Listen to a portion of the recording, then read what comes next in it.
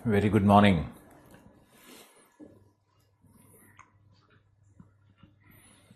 भूकंप छाया क्षेत्र मुझे याद है, उसको एक्सप्लेन करना है, पढ़ाना नहीं है, लेकिन टॉपिक हमारा ये लिखा हुआ है।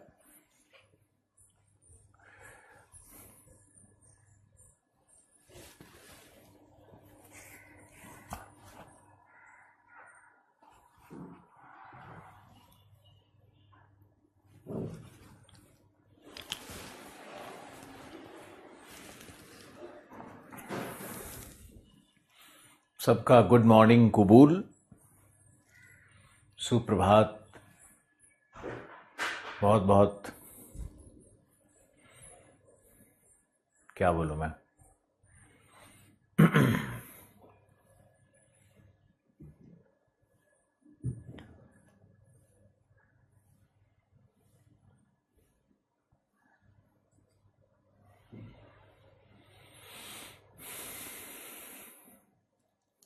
नोट्स पढ़ो। नोट्स जो हम लिखवाते हैं उसका कोई मोल नहीं है।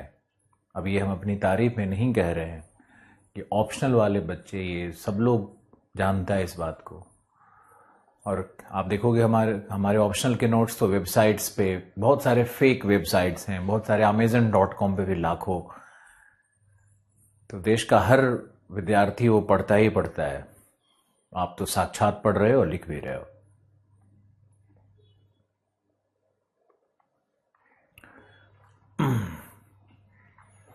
चलो ओके।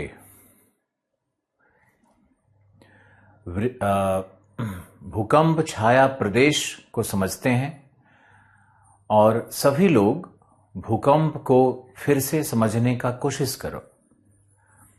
विषय को फिर से उठाते हैं।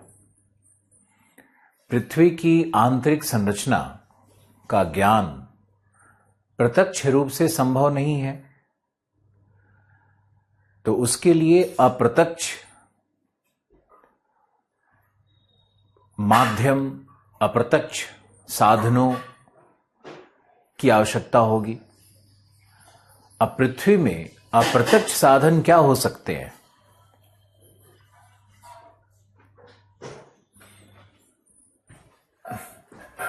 बर्तन थोड़ा कम पटकिए।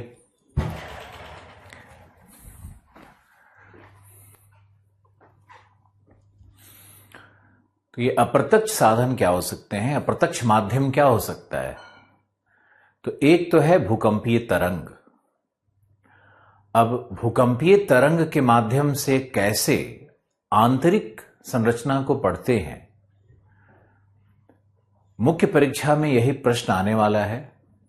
आईएएस के लेवल की तैयारी जो बच्चे कर रहे हैं उनको यह प्रश्न लिखना चाहिए, प्रैक्टिस करना चाहिए। प्रश्न होगा,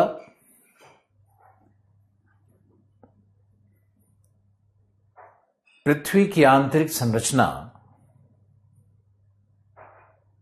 पृथ्वी की आंतरिक संरचना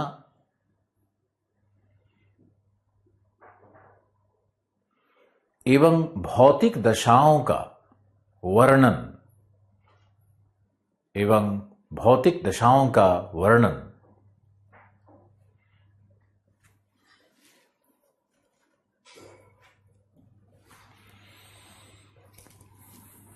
भौतिक दशाओं का वर्णन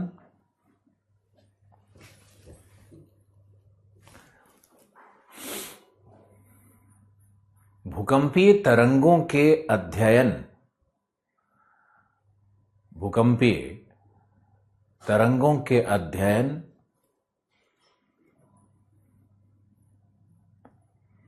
के आधार पर करें।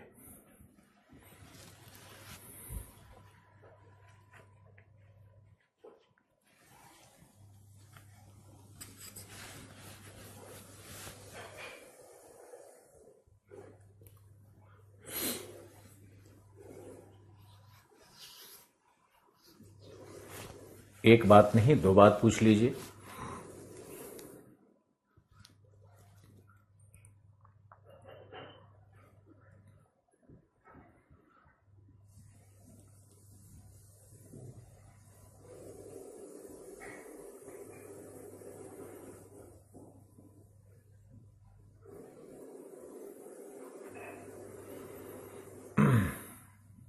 तो इस तरह का प्रश्न आएगा।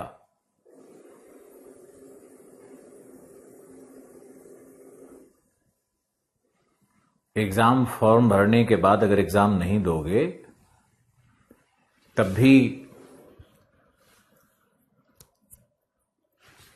आपका अटेम्प्ट काउंट नहीं होता है। फॉर्म भरने से एग्जाम का अटेम्प्ट काउंट कैसे होगा? अभी हम इस विषय को पढ़ाते हैं ताकि आप लोग प्रश्न इसी विषय से सब पूछ रहे हो, है ना। प्रश्न तो आपका देखना बहुत जरूरी है। तो जो प्रश्न आप पूछ रहे हो उसका समाधान अपने आप मिल जाएगा। साउंड वेव क्या है, लाइट वेव क्या है, थोड़ा सा धैर्य रखो। चलो ओके। प्रश्न हमारा था, पृथ्वी की आंतरिक संरचना एवं भौतिक दशाओं का वर्णन भूकंपीय तरंगों के आधार पर करें। यह प्रश्न निश्चित रूप से अगले 2-3 साल में आने वाला है।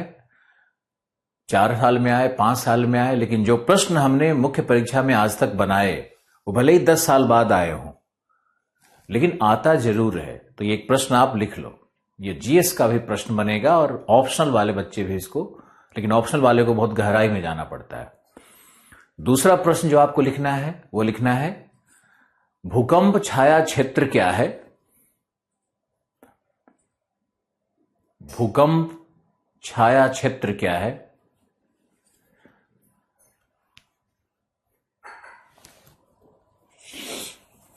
भूकंप छाया क्षेत्र क्या है?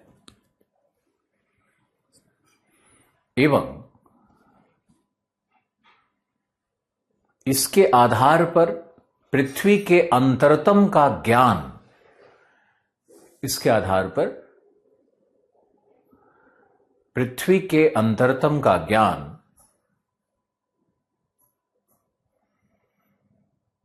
किस प्रकार संभव है? किस प्रकार संभव है? ये 2 प्रश्न यहां से निकलेंगे। और इसके पहले एक मुख्य परीक्षा का प्रश्न जो मुझे लगता है पूछ सकता है, वो प्रश्न है, बिग बैंग सिद्धांत क्या है तथा बिग बैंग के आधार पर ब्रह्मांडीय उत्पत्ति को स्पष्ट करें। बिग बैंग के आधार पर ब्रह्मांडीय उत्पत्ति को स्पष्ट करें। तो अब तक जो भी मैंने पढ़ाया है भू-आकृति विज्ञान में, भौतिक भूगोल में, उसमें 3 प्रश्न उठ रहे हैं। और इसी तरह से आने वाले विषय में हम आपको मुख्य परीक्षा के प्रश्नों को लिखवा देंगे और उसी के आसपास, उसी को घुमा फिरा करके प्रश्न पूछा जाएगा। और इसका उत्तर लिखने के लिए क्या करना चाहिए कि आपको हमारा नोट्स का सहारा लेना चाहिए। शब्दावली हमारे नोट्स से ही होंगे, उसमें अपनी भाषा का भी प्रयोग कर सकते हो। इंटरनेट पे सर्च कर लो, कुछ वहां से मिल जाएगा। एनसीईआरटी से कुछ डायग्राम्स मिल सकता है, एनसीईआरटी से कुछ लाइन भी उठा करके अपने नोट्स में लिख सकते हो। तो ये जो विद्यार्थी करेगा, ये विद्यार्थी आज नहीं तो 2-3 साल बाद आईएएस बनेगा ही बनेगा। इसको कोई रोकता नहीं है। इस तरह के जो मेहनत कश छात्र होते हैं उनका मार्ग अवरुद्ध नहीं होता है। लेकिन जो स्टूडेंट बस दूसरे की कमियों को निकालने में लगा हुआ है,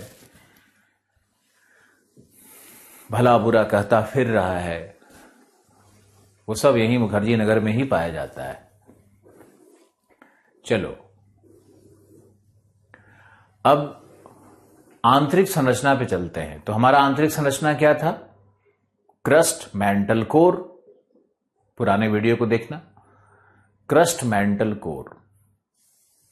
अब क्रस्ट मैंटल कोर में एक नया विभाजन भी आया जो हमने दाहिनी तरफ लिखा था अपने बोर्ड के, या बाईं तरफ अगर बोर्ड को फेस करें तो उसमें आपने देखा होगा कि हमने अस्थल मंडल, दुर्बलता मंडल, मध्य मंडल, आग्नेय मंडल और उसके नीचे कोर था।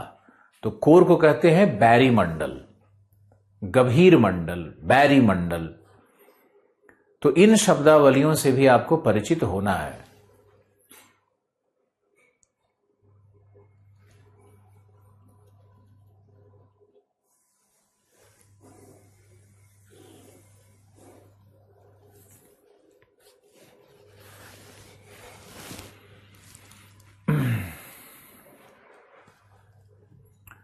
ओके। अभी एक लड़का लिख रहा है कि मैंने इंटरनेट पे सर्च किया तो best geography teacher in India में आपका नाम आया सर, मुझे बहुत खुशी हुई। अरे भाई, मैंने ज्योग्राफी को हृदय से लगाया, उसको बनाया, उसको विषय के रूप में विकसित किया, उसका सामान्यीकरण किया, और जो क्लास नोट्स हम लिखवाते हैं वो बहुत सारी इंग्लिश मीडियम बुक्स का एक और करंट का सबका एक मिला जुला रूप होता है। तो आप लोग बस पढ़ो ना, इस चक्कर में क्यों इंटरनेट सर्च कर रहे हो, क्यों ढूंढ रहे हो मुझे इधर उधर, ये सब बंद कर दो। टाइम क्यों खराब कर रहे हो, अपना पढ़ाई करो। चलो ओके। तो एक तो असल मंडल दुर्बलता मंडल वाला था।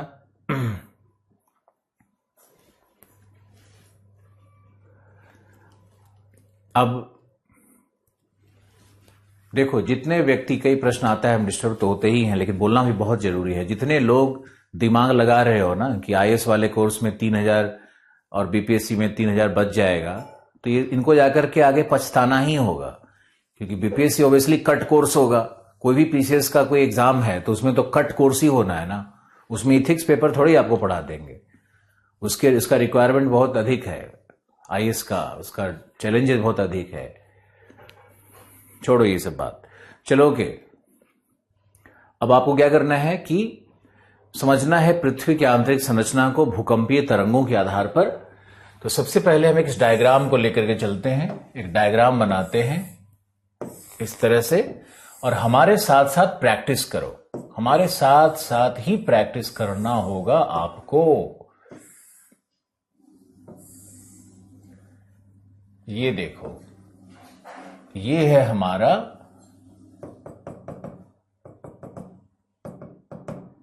समुद्र का भाग। तो ये हुआ 0 किलोमीटर, ये क्या हुआ 35 किलोमीटर। तो ये क्या हुआ क्रस्ट। अब अंग्रेजी लिखने पे कोई परेशान नहीं होगा, क्रस्ट हिंदी में लिख दो, भूपर्पटी लिख दो। ये क्या था कॉन्टिनेंटल क्रस्ट, ये क्या है ओशियानिक क्रस्ट। तो दोनों के बीच में जो असंबद्धता रेखा है, ये जो रेखा असंबद्धता रेखा बनी है, ये क्या कहलाती है बताओ? ये है तुम्हारा कोनार्ड की असंबद्धता रेखा, है ना। और इसके नीचे आओगे तो ये है 100 किलोमीटर। तो 0 to 100 किलोमीटर क्या है, ये स्थल मंडल है। देखो, हम हर विषय को रिवाइज करवाते हैं ताकि एक एक स्टूडेंट इसको बिल्कुल अच्छे से ग्रैब कर ले, अच्छे से याद रखे। ये ओशियानिक क्रस्ट का डिजाइन थोड़ा अलग कर दिया और थोड़ा कलर चेंज कर देते हैं। यहां देखो, ये जो है, ये जो लाइन है, ये क्या कहलाएगा, ये मोहो की असंबद्धता रेखा है। क्रस्ट और मेंटल के बीच में मोहो की असंबद्धता रेखा है। अब यहां देखना है कि 35 से ये 2900 किलोमीटर के बीच में ये पूरा भाग क्या है हमारा, ये हमारा भाग है मेंटल, जिसमें हमने एक 700 का रेखा भी लिया था। ये क्या हो गया ऊपरी मेंटल, ये क्या हो गया निचली मेंटल। अब स्थल मंडल है, ये लाइन क्या है, ये लाइन स्थल मंडल है ना, ये स्थल मंडल है यहां तक। तो ये कौन सा असंबद्धता रेखा है, रेपेटी की असंबद्धता रेखा है। 700 पे क्या था, सैंग्विन था। ये रहा तुम्हारा 400 किलोमीटर का ये भाग।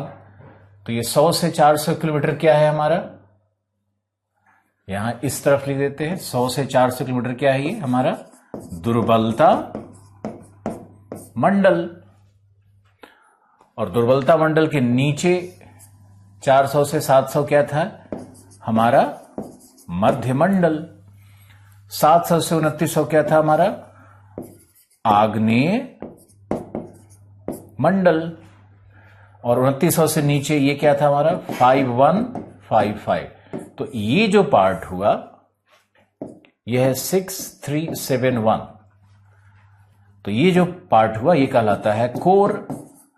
अंतरतम ये क्या है बाह्य कोर। और उसके नीचे क्या है आंतरिक कोर। अब कितनी स्पष्टता है इन चीजों में। अब इसको क्या कहते हैं बैरीमंडल गंभीर मंडल। ये लाइन यहां पर कौन सा असंबद्धता रेखा था। इस असंबद्धता रेखा को क्या कहते हैं लेहमैन। ये कौन सा है गुटेनबर्ग। अब इस डायग्राम को आप देखो और इस पर हम भूकंपीय तरंगों से वर्णन करेंगे। इस डायग्राम को ड्रॉ करना है।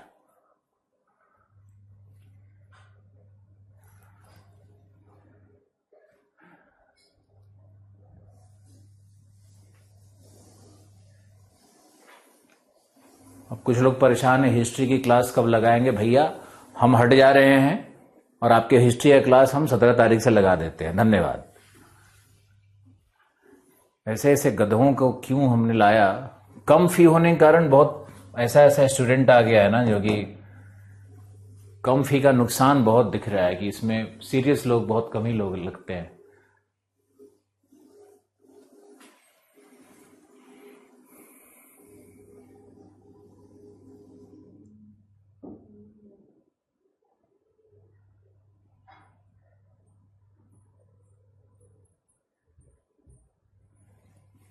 चलो ओके। ये डायग्राम दोबारा बनाना है आपको क्योंकि अगर भूकंपीय तरंग पे प्रश्न आएगा तो यही डायग्राम बनाया जाएगा। उसमें कहां कहां असंबद्धता रेखा है। अगर इस डायग्राम को बना लिए तो जल्दी से मुझे यस लिखो। अरे ये सब तो लिखवाया हुआ है यार। तो मैंने दोबारा मेहनत किया तब भी देखो कुछ मूर्ख पूछ रहा है कि ये कौन सी रेखा है ये कौन सी रेखा है। पहले पढ़ाया था ना।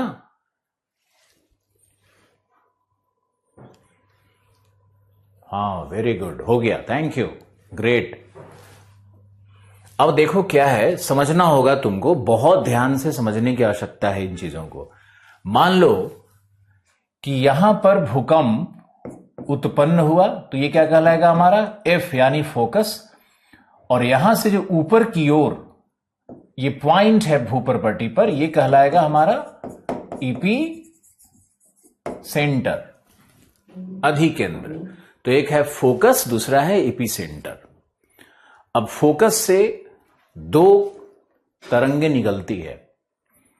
तो फोकस से जो तरंगे निकलेगी उसी के आधार पर पृथ्वी के अंतरतम का ज्ञान होता है आंतरिक संरचना का ज्ञान होता है। यानी पी और एस तरंगों के आधार पर हम लोग ये देखेंगे कि अंतर में ठोस है द्रव है चट्टान कौन से होंगे कितनी गहराई पर जाकर ये किरणें कैसे मुड़ रही हैं उससे ज्ञान होता है। अब यहां पर देखो एक अंधा पूछ रहा है कि बैरी मंडल और गंभीर मंडल में बताइए। तुम अंधे हो क्या दिख नहीं रहा है क्या लिखा हुआ है सामने में। ये बंद करवाओ यार जो ऊपर में आ रहा है ना स्क्रीन पे इसको बंद करवाओ।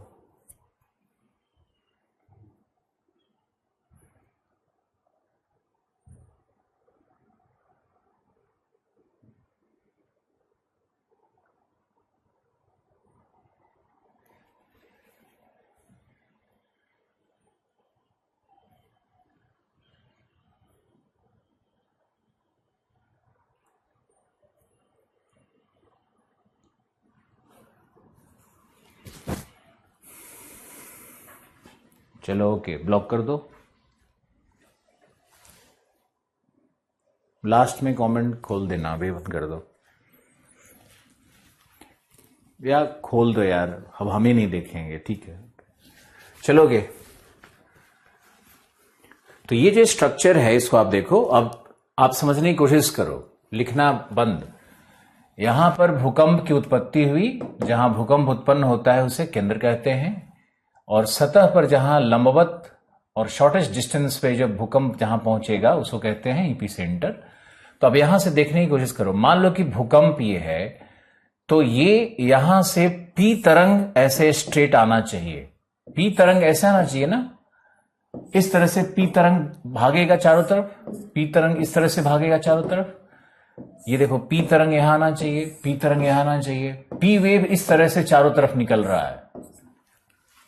अब क्या होता है कि मान लो कि भूकंप यहां पर आया, मान लिया नेपाल में भूकंप आया, तो ग्लोब पर, यहां देखो ग्लोब है, मान लो यहां पर नेपाल है, यहां पर नेपाल है हमारा, तो नेपाल से जो भूकंप की तरंगे होंगी वो पृथ्वी के अंदर से होती हुई दूसरी तरफ, तीसरी तरफ, यहां सब जगह ये तरंग यहां मिलना चाहिए। लेकिन क्या होता है कि पी तरंग यहां ना मिल करके यहां मान लो मिल गया, P2 पर मिल गया। P1 पर तरंग को आना चाहिए था, लेकिन P1 पर तरंग नहीं आया, P2 पर चला गया। हमने एक साधारण उदाहरण लिया है। P1 वह वास्तविक थ्योरेटिकल गंतव्य है, सैद्धांतिक रूप से P तरंग को, इस P तरंग को P1 पर आना चाहिए था, लेकिन यहां आया P2 पर। तो इसका मतलब क्या हुआ कि अंदर में कहीं न कहीं भूकंप के तरंग के दिशा में परिवर्तन हो रहा है, गति में परिवर्तन हो रहा है। दूसरा, मान लो कि यहां पहुंचना चाहिए था 10 मिनट में, लेकिन यही तरंग यहां पहुंच गया है 5 मिनट में। इसका मतलब है कि अंदर में अधिक घनत्व मिल रहा है। इसको समझने की कोशिश करो, एक साधारण अर्थ में समझाया जा रहा है कि जहां से तरंग उठती है, ये तरंग हमको यहां नहीं मिला, इस पॉइंट पे नहीं मिला, ये तरंग हमको कहीं और मिल रहा है, मान लो यहां मिल रहा है, ये तरंग मुड़ के यहां मिल रहा है। इसका मतलब है कि पृथ्वी की आंतरिक संरचना एक रूप नहीं है। अब एक छोटा सा उदाहरण और देखते हैं। देखो यहां पे मान लो कि यह चट्टान ग्रेनाइट है, इसके नीचे का चट्टान बैसाल्ट है। अब यहां से तरंग आ रहा है, तो ग्रेनाइट में जो इसकी गति होगी वो बैसाल्ट में वैसी नहीं होगी। ग्रेनाइट का 2.6 है, तो इसका है 3.0 बैसाल्ट का घनत्व। अब ये जो तरंग आ रही है, मान लो पी वेव आ रही है, तो पी वेव यहां आने के बाद दिशा परिवर्तन भी कर दी और वेलोसिटी भी बढ़ गया इसका। जितनी भी पी तरंगे आ रही है वो एक क्षेत्र के बाद मुड़ जा रही है इस तरह से। यानी कि ये जो भाग है जहां से तरंगे मुड़ रही है, वहां से घनत्व परिवर्तन हो रहा है, घनत्व चेंज हो रहा है, परिवर्तन हो रहा है। इसलिए इसको हम लोग क्या कहेंगे? असंबद्धता रेखा। यही असंबद्धता रेखा है जहां से पी तरंगे या एस तरंगे मुड़ जाएंगी या उनमें दिशा गति परिवर्तन होने लगता है, वो असंबद्धता रेखा है। तो कोई भी असंबद्धता रेखा यह दर्शाता है कि ऊपर की चट्टानों और नीचे की चट्टानों के रसायन में, भौतिक दशा में, स्थिति में, फिजिकल स्टेट में, घनत्व में अंतर है।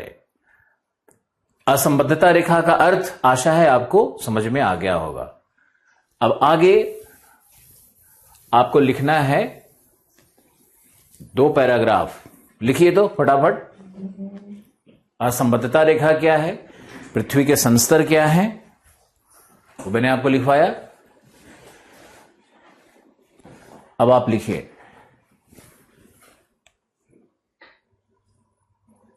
लिखिए P एवं S तरंगे, P एवं S तरंगे क्रस्ट से मैंटल में प्रवेश करते हुए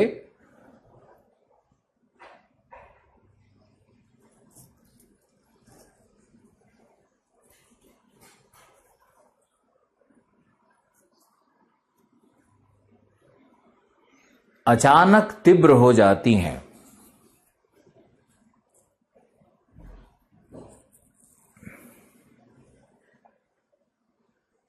तरंगों का रिफ्रैक्शन होता है। तथा दिशा परिवर्तन भी होता है, तथा दिशा परिवर्तन होता है।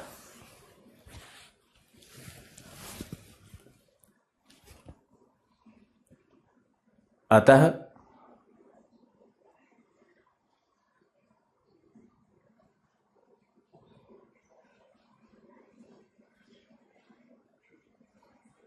दिशा परिवर्तन होता है, अतः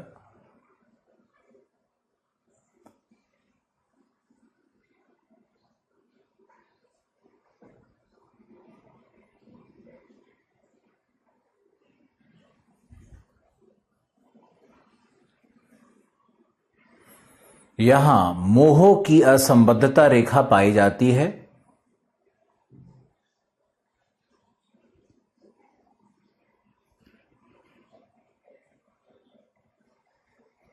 जो चट्टानों के घनत्व परिवर्तन को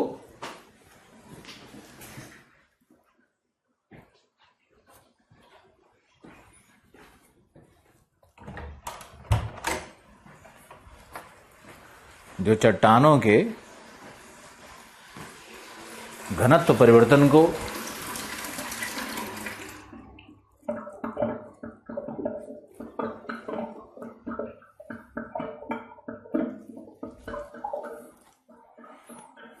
दर्शाता है, जो चट्टानों के घनत्व परिवर्तन को दर्शाता है, जिसे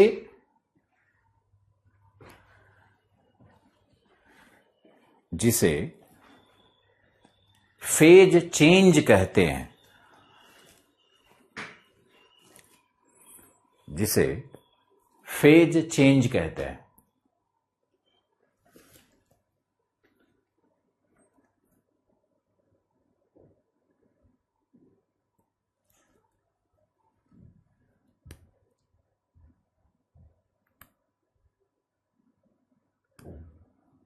इसे फेज चेंज कहते हैं। देखो, इसी प्रकार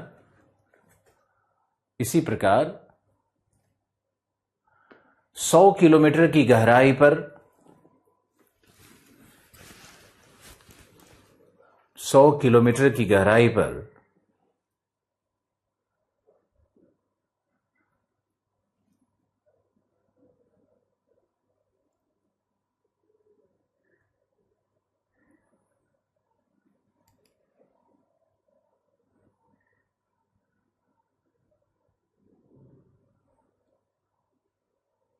अचानक P एवं S तरंगें क्षीण हो जाती हैं,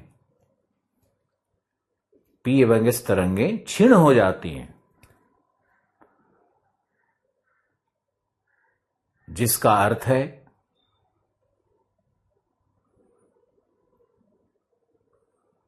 माध्यम तरल है, माध्यम तरल है।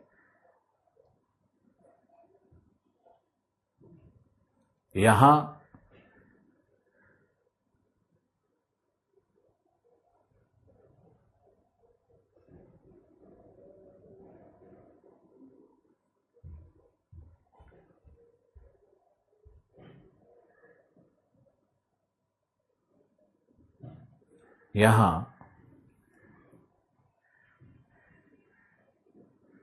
रैपिटी की असंबद्धता रेखा प्राप्त होती है तथा दुर्बलता मंडल का ज्ञान होता है,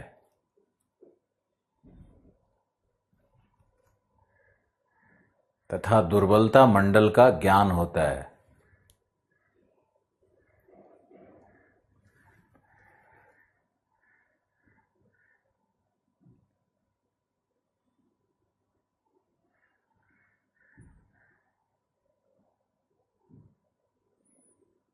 इसी प्रकार बाह्य कोर के पास इस तरंगें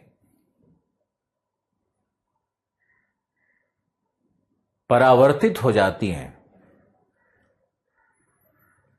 बाह्य कोर के पास इस तरंगें परावर्तित हो जाती हैं,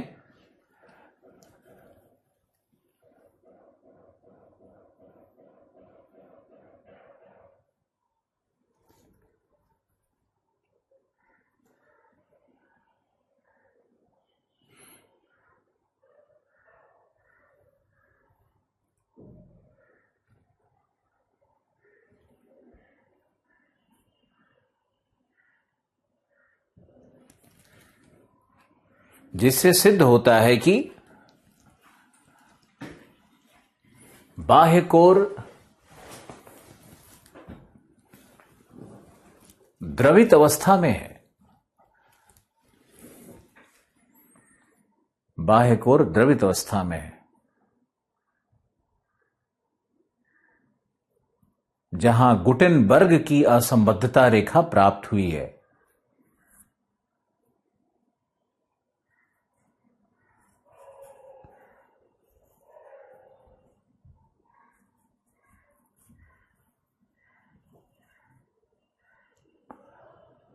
जो हमने पहला प्रश्न लिखवाया आज का, भूकंपीय तरंगों के आधार पर आंतरिक संरचना का वर्णन, ये आएगा 100 शब्द में लिखने के लिए, 150 शब्द में लिखने के लिए।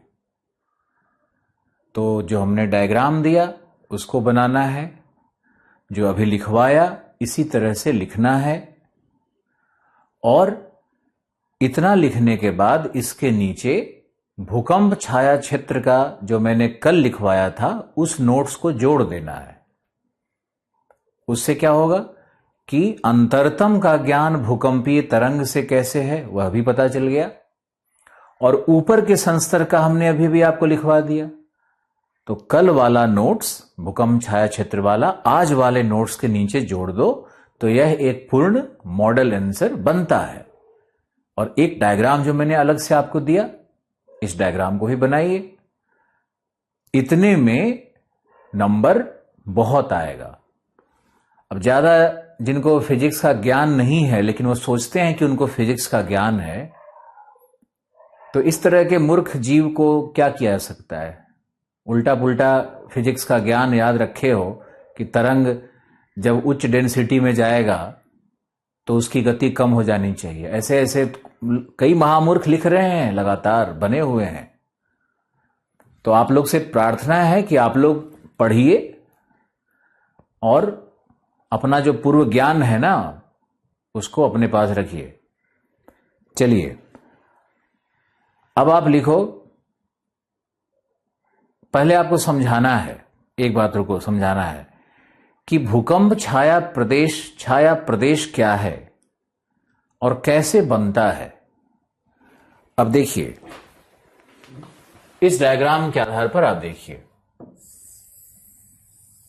सब लोग ध्यान से देखो। देखो यहां पे ये है हमारा कोर। बाह्य कोर क्या है? बाह्य कोर हमारा पिघलित दशा में है, तरल है। ये मान लो हमारा है एफ क्या हुआ? फोकस, जहां से भूकंप उत्पन्न होता है।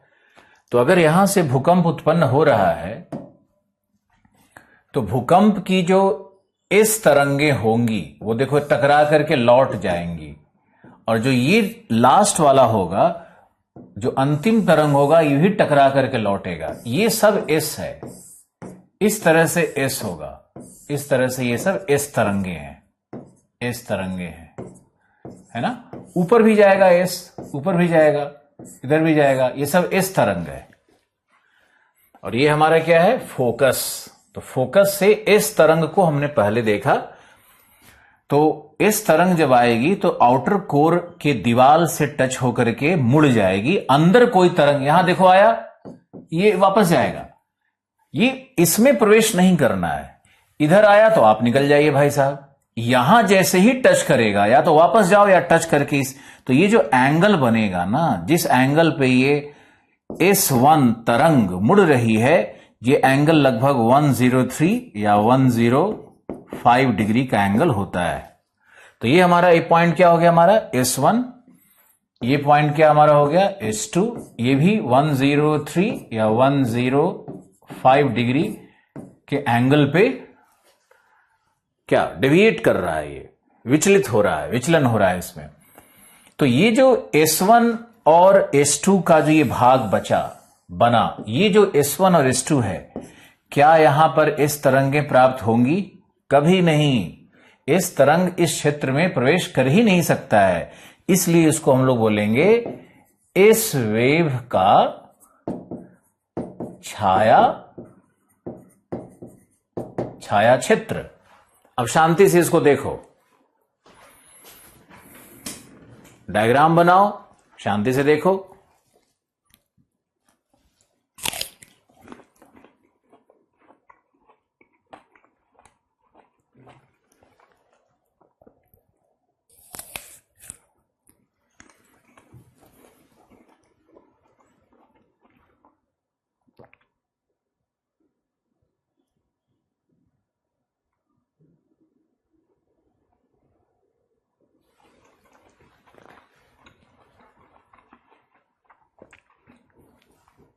डैनियल, वो उस लड़के ने मेरी तारीफ की, उसने तो लिखा है कि फर्स्ट टीचर ऑफ ज्योग्राफी आपको हर जगह लोग कहते हैं।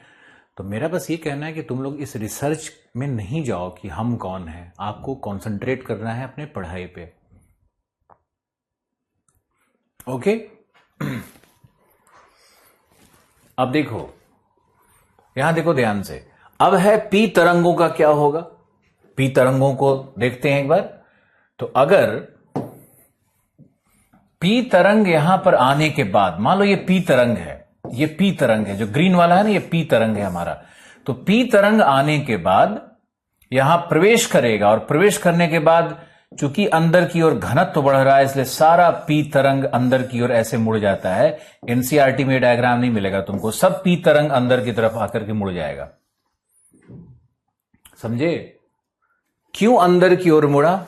पृथ्वी के केंद्र की ओर क्यों सारी तरंगे मुड़ रही है, पी तरंगे? क्योंकि अंदर की ओर डेंसिटी बढ़ रही है। अब देखो, अब ये जो अंदर की ओर प्रवेश किया, अरे बिल्कुल जैसे लॉ ऑफ ऑप्टिक्स काम करता है ना, प्रकाशिकी के नियम जैसे काम करते हैं प्रकाश तरंगों पे, वैसे यहां भी काम करता है। हमने आपको बताया था कि पी तरंगे साउंड वेव की तरह होती हैं और इस तरंगे लाइट वेव की तरह होती हैं। हमने ये कहा था कि उनका जो वेव फ्रीक्वेंसी और उनकी जो आवृत्ति होती है, आप ध्यान से सुनना उस वीडियो को, उसमें सिमिलैरिटीज होता है। हमने ये नहीं कहा था कि पी तरंगे प्रकाश तरंगे ही होता, साउंड वेव ही होती है, बिल्कुल नहीं, कुछ कुछ प्रॉपर्टीज मिलता है, ऐसा कहा गया था। अब ये नीचे आएगी और अंदर आने के बाद फिर ये बाहर की ओर जब निकलेगी, ये सब बाहर की ओर निकलेगी, तो ये सारा तरंग देखो इस तरह से पी वेव पूरा बाहर की ओर निकला, ये सब पी है, सब पी वेव है जो बाहर की तरफ निकल रहा है। क्यों बाहर की तरफ निकलेगा बताओ, यहां से क्यों बाहर की तरफ निकलेगा, ये इस तरह से क्यों बाहर की तरफ निकलेगा? क्योंकि अब फिर नीचे जाने के बाद, इनर कोर से बाहर निकलने के बाद घनत्व फिर से घट रहा है, और घनत्व घट रहा है तो तरंगों का फिर रिफ्रैक्शन बाहर की तरफ होने लगेगा। घनत्व बढ़ता है तो सब अंदर की तरफ मुड़ता है, घनत्व घटने लगता है तो बाहर की तरफ सब मुड़ जाता है। तो ये जो बाहर की तरफ तरंगे मुड़ेगी, उसमें जो सबसे बाहरी वेव होगा पी का, उसको हम लोग P1 P2 कहते हैं। तो आप मान लेते हैं कि ये हमारा क्या हो गया P1, ये क्या हो गया हमारा P2। ये जो P का एंगल है, ये एंगल होगा 143 डिग्री या 145 डिग्री के एंगल पे। वही ये P2 है हमारा 143 डिग्री या 145 डिग्री के एंगल पे ये P2 का डेविएशन होगा। तो अब देखो, ये जो क्षेत्र है, ये जो क्षेत्र है S1 P1 का, S1 P1 का जो क्षेत्र है, और यहां जो क्षेत्र बन रहा है, ये जो क्षेत्र बन रहा है S2 P2 का, S2 P2 का जो क्षेत्र बन रहा है, ये क्या कहलाएगा? ये कहलाएगा एस पी, या सॉरी पहले पी कर दो, PS तरंगों का छाया क्षेत्र, PS तरंगों का छाया क्षेत्र है ये। अब ये डायग्राम पूर्ण है। एनसीईआरटी डायग्राम में क्या किया है? एनसीईआरटी डायग्राम में ऐसे कर दिया, बस ऐसे कर दिया यहां से लेकर के, और इधर ऐसे ऐसे कर दिया, बाकी को ऐसे कर दिया। ये एनसीईआरटी में दिया हुआ है। ये एनसीईआरटी के अनुसार S1 S2 और ये P1 P2। ये जो पट्टी बन रही है ना बीच में, ये P और S तरंगों का ये दिखाता है। हमने थोड़ा सा डायग्राम में चेंज किया है ताकि स्पष्टता बनी रहे। इसको ड्रॉ करो और अगला टॉपिक लिखो, महाद्वीपीय विस्थापन सिद्धांत।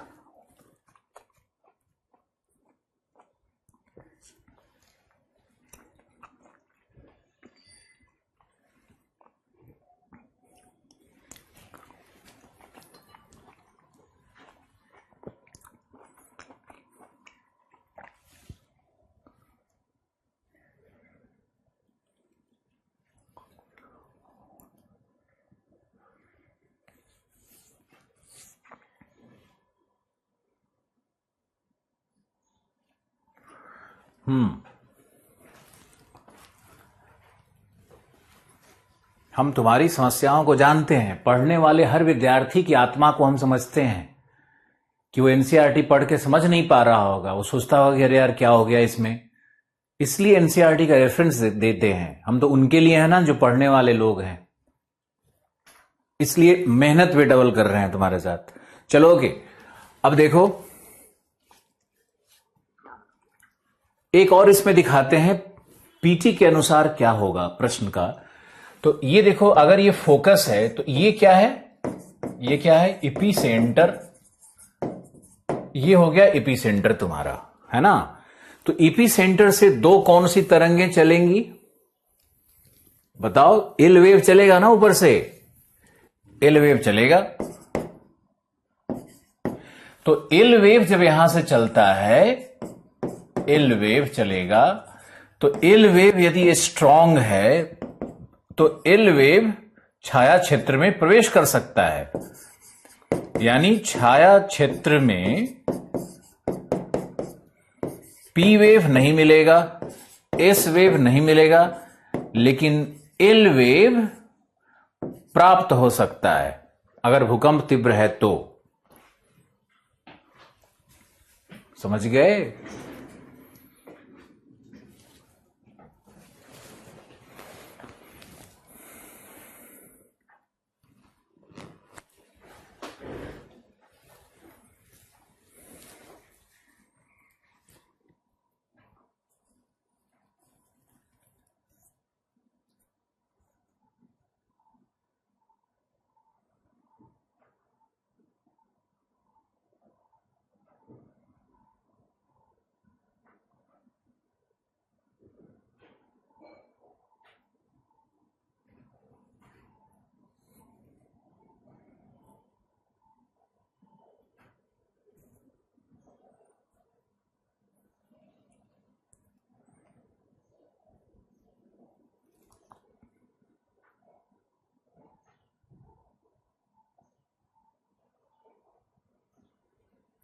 भूकंप छाया क्षेत्र का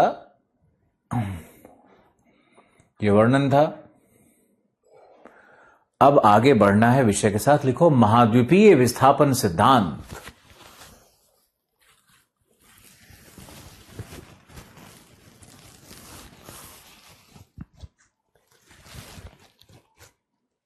तो हमसे अगर पूछोगे तो हम तो बिल्कुल इतिहास में जा सकते हैं कि 1618 में फ्रांसिस बैकन ने महाद्वीपीय खंडों के क्या एकत्व की बात की थी। एंटोनियो स्नाइडर पेलिग्रिनी, पी प्लेसेट, एंटोनियो स्नाइडर पेलिग्रिनी ने पहला वर्ल्ड मैप दिया। 1910 में बेकर एंड टेलर ने भी महाद्वीपीय विस्थापन सिद्धांत दिया है। परंतु ये सब इतिहास जानना और उसके फैक्ट्स को जानना कूड़ा है, बस कूड़े के समान है। जो बातें आपको लिखनी है उसको आप लिखिए कृपा करके। लिखो महाद्वीपीय विस्थापन सिद्धांत एल्फ्रेड वेगनर ने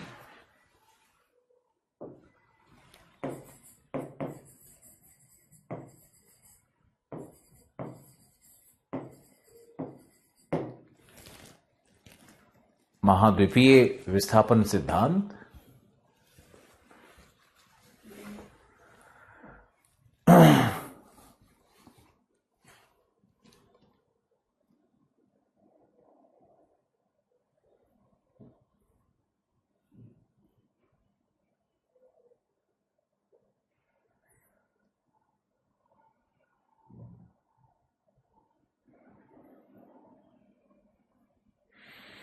एल्फ्रेड वेगनर ने 1912 में लिखा, 15 में प्रकाशित किया, 1924 में इंग्लिश ट्रांसलेशन आया।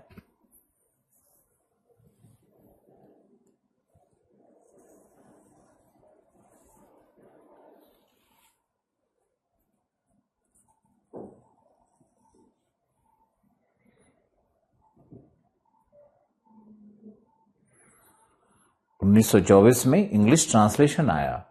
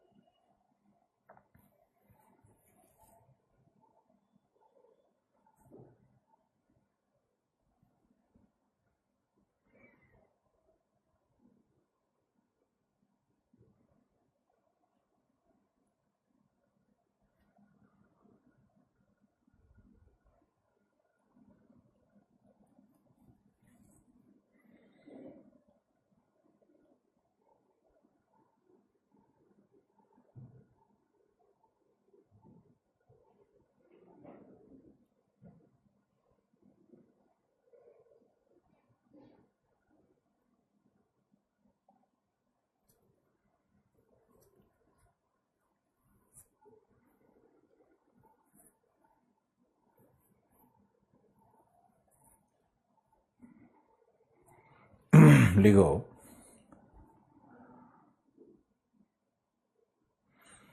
वेगनर एक जलवायु वैज्ञानिक थे, न कि भूगर्भ शास्त्री।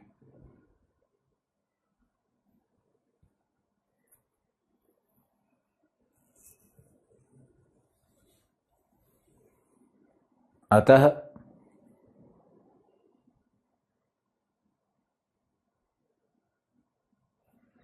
इस सिद्धांत की अवधारणाओं में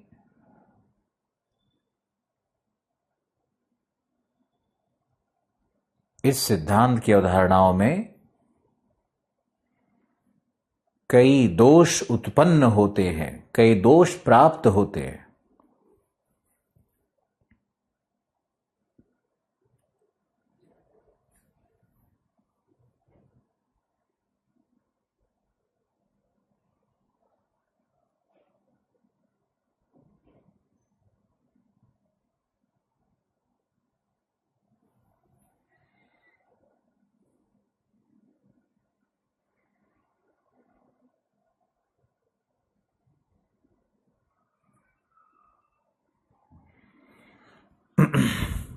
जब भी इस तरह का कोई मुख्य परीक्षा में प्रश्न आए, तो ये प्रश्न आया हुआ है आईएएस के परीक्षा में और कहीं भी आ सकता है। बहुत प्रसिद्ध विषय है ज्योग्राफी का। तो इसमें ये प्रश्न पूछता है कि वेगनर के सिद्धांतों की समालोचना करें। प्रश्न ही ऐसा आएगा, ये प्रश्न ही आलोचना के लिए बना है।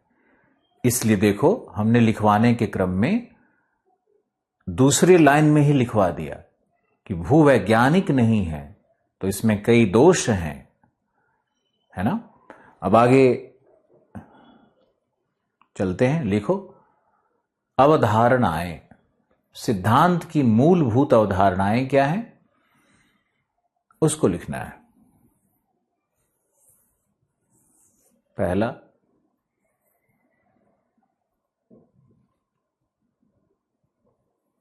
सियाल सीमा पर उत्प्लावित है।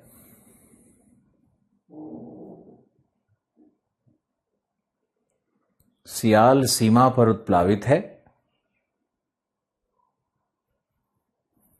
तथा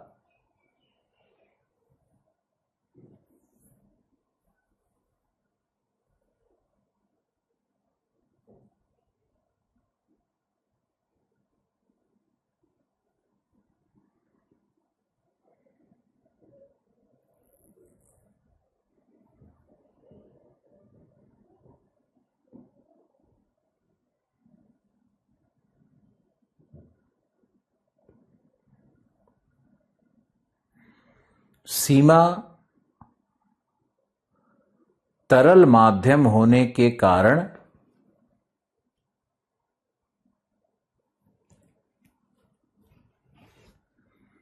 फिसलन सतह का निर्माण करती है।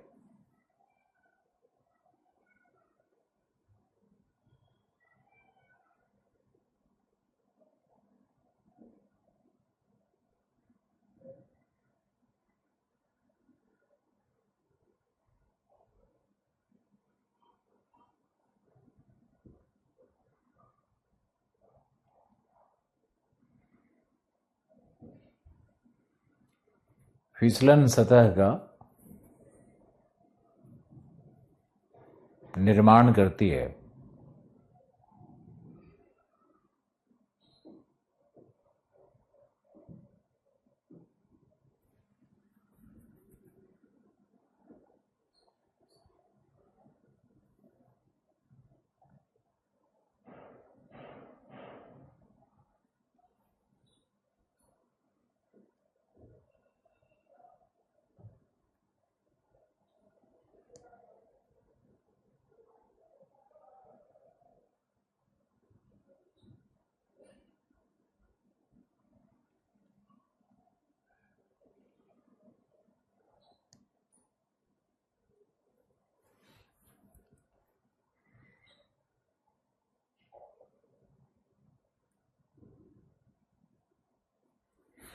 दूसरा लिखो,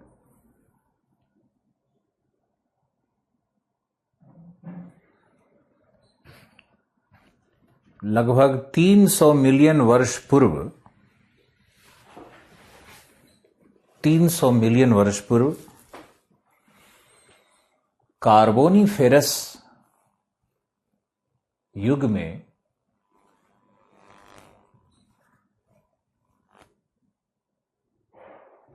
पैंजिया प्राप्त था, जो पैंजिया प्राप्त था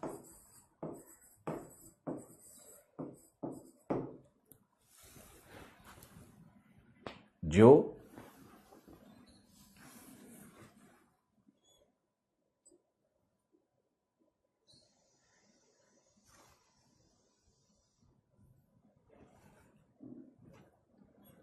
वर्तमान के डरबन के पास अवस्थित था।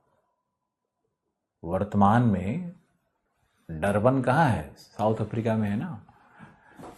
जो वर्तमान के डरबन के पास यानी दक्षिणी गोलार्ध में अवस्थित था। नेक्स्ट, पैंजिया का उत्तरी भाग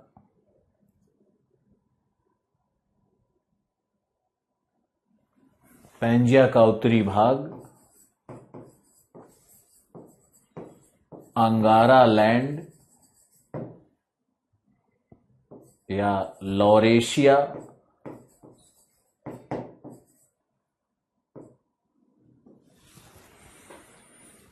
लैंड या लॉरेशिया जबकि दक्षिणी भाग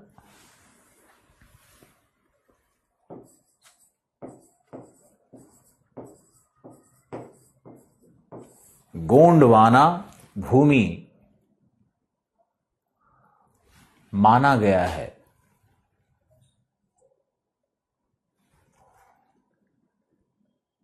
गोंडवाना भूमि माना गया है।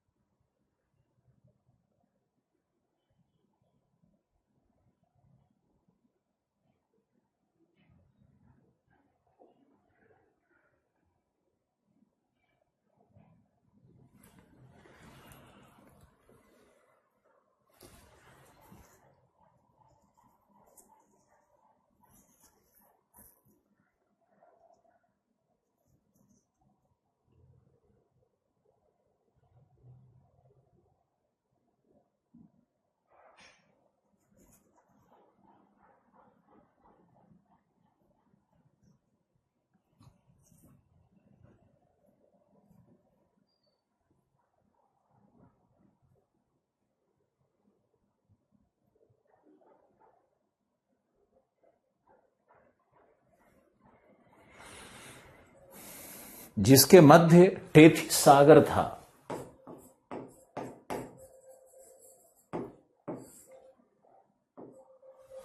जिनके मध्य टेथिस सागर था,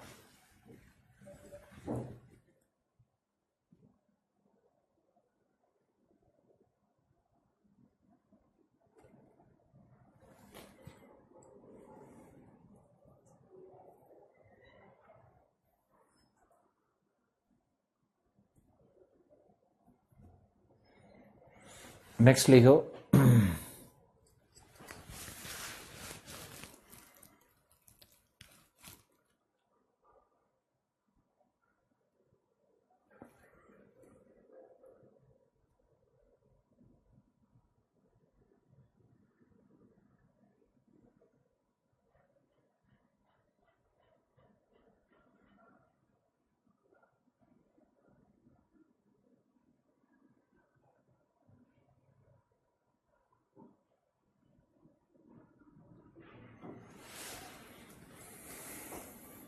नेक्स्ट लिखो।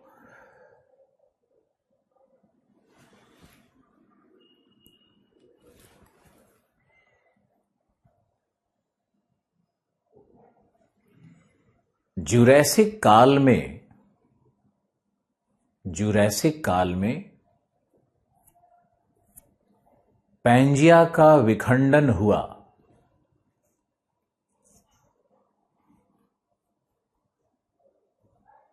पैंजिया का विखंडन हुआ।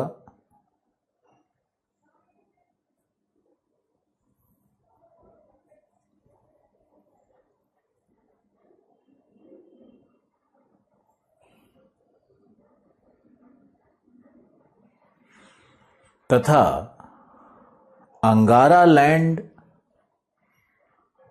उत्तर की ओर अग्रसर हुआ।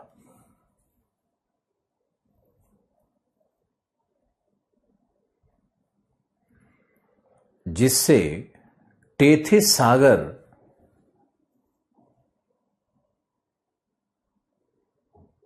खुल गया, चौड़ा हो गया, बड़ा हो गया। टेथिस सागर खुल गया। Opening of the Tethys English में कहते हैं। Flight of the continent, opening of the Tethys, जिससे टेथिस सागर खुल गया।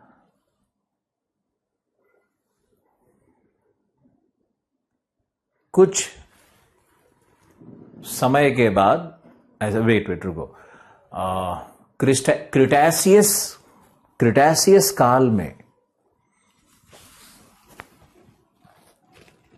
क्रिटेशियस काल में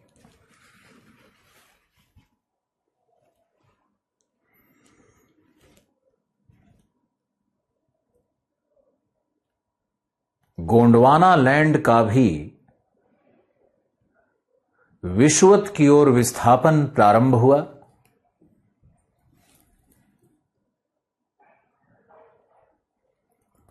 जिससे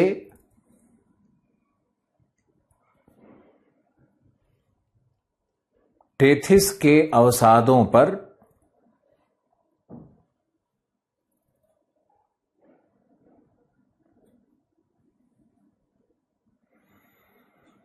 दाब उत्पन्न होने से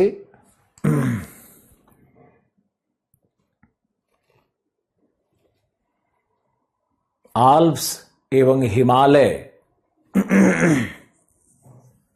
आल्प्स एवं हिमालय जैसे पर्वतों का उत्थान हुआ।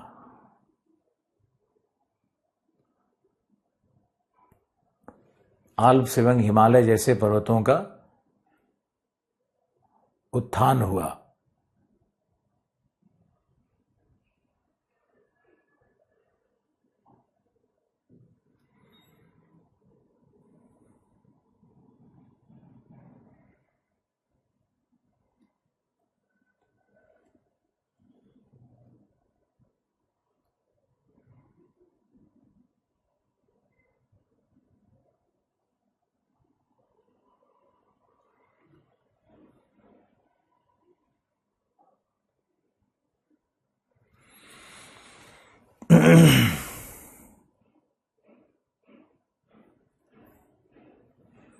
फिर लिखो नेक्स्ट पैराग्राफ। कालांतर में, कालांतर नहीं, इसी काल में, कालांतर नहीं, इसी काल में, क्रिटेशियस में महाद्वीपों के पश्चिमी भाग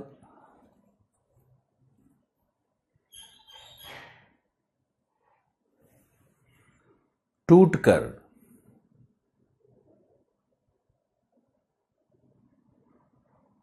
पश्चिम की ओर विस्थापित हुए।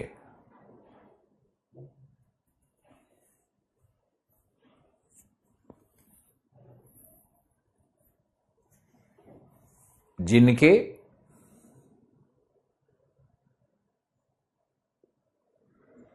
अग्रभागों पर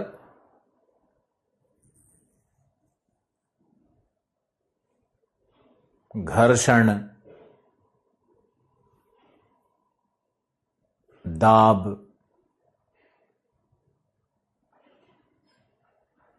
एवं संवलन के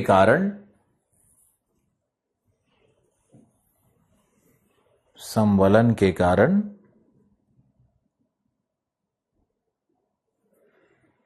रॉकीज एवं एंडीज पर्वतों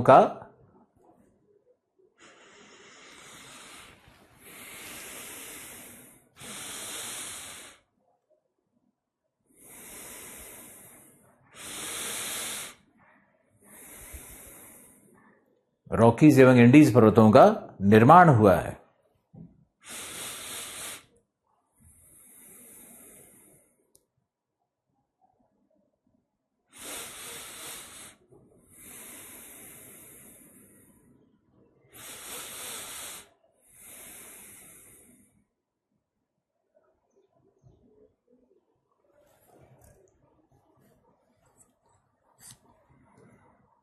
रॉकीज एंडीज पर्वतों का निर्माण हुआ है।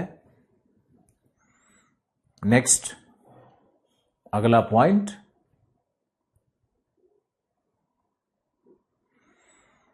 महाद्वीपों के पश्चिमी विस्थापन से ही अटलांटिक महासागर बने।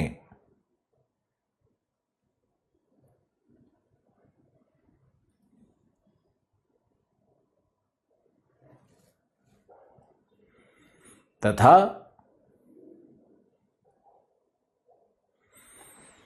इन महाद्वीपों के पश्चभाग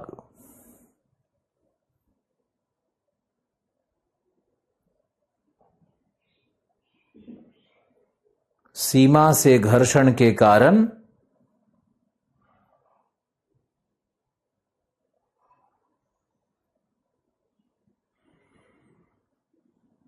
जो छूट गए थे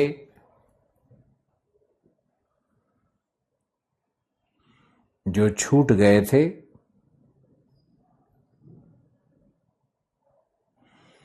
उन्हें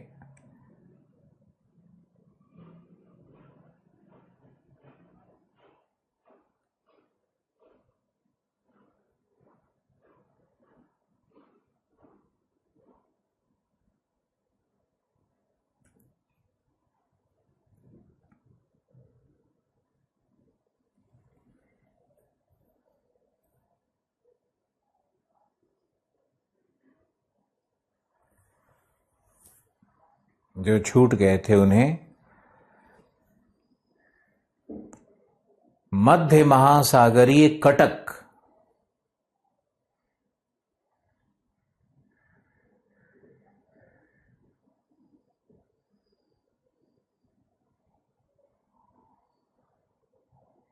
मध्य महासागरीय कटक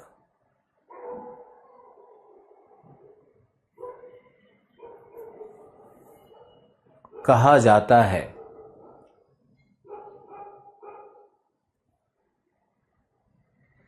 अरे वेगनर का मत बहुत बड़ा है, इतनी मोटी किताब है, उसमें से कुछ कुछ लाइन सोच सोच करके लिखवा रहे हैं कि मुख्य परीक्षा में इम्पैक्ट बहुत अच्छा है। किसने सारी बातों को कैसे गागर में सागर भर के लिख दिया।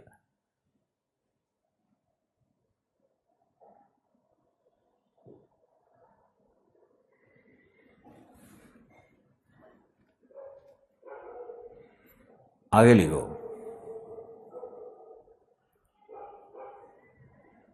अगला पैराग्राफ, इस प्रकार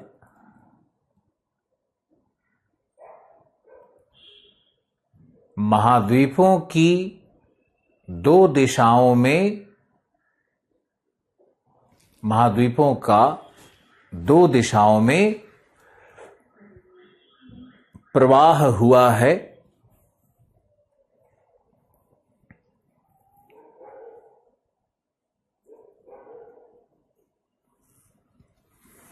दो दिशाओं में प्रवाह हुआ है।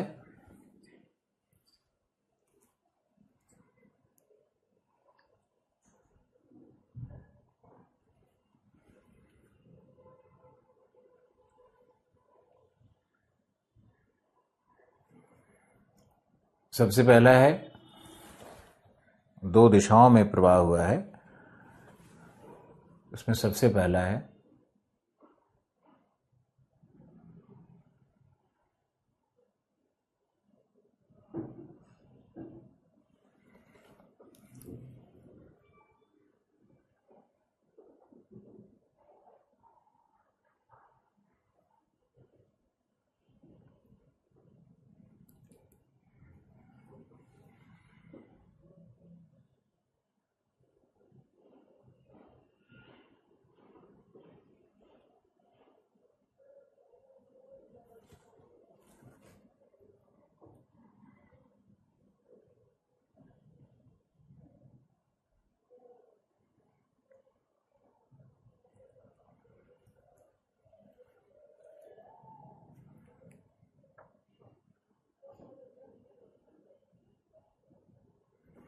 पहला लिखो उत्तर, उत्तर दिशा,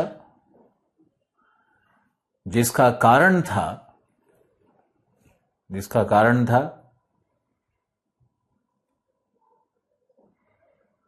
उत्तरी ध्रुव पर का गुरुत्व बल, उत्तरी ध्रुव का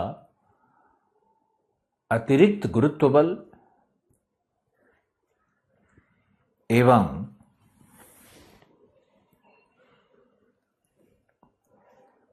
अंगारा लैंड पर लग रहा, अंगारा लैंड पर सीमा के द्वारा लग रहा उत्प्लावन बल,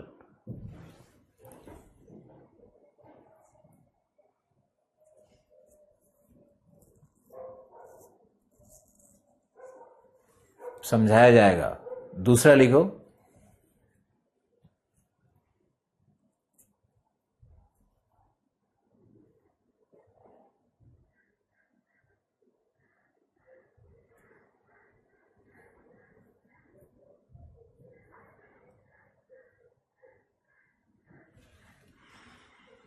पश्चिमी विस्थापन, पश्चिमी विस्थापन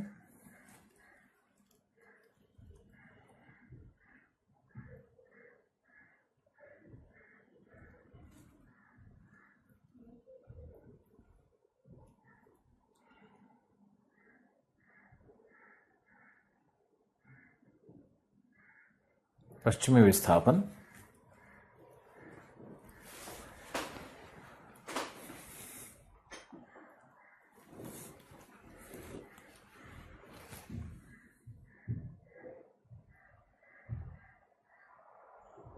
जिसका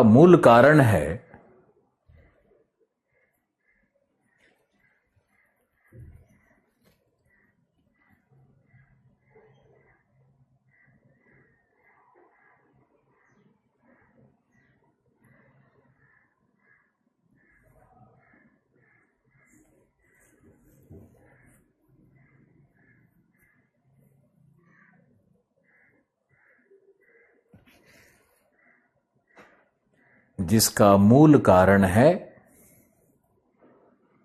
पृथ्वी का पश्चिम से पूर्व की ओर घूर्णन,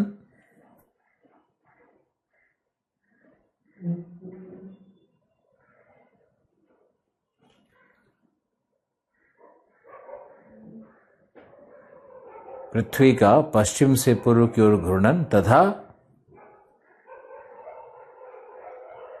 चंद्रमा की ज्वारीय शक्ति,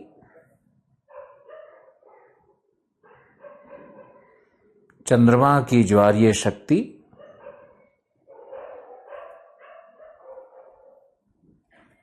जो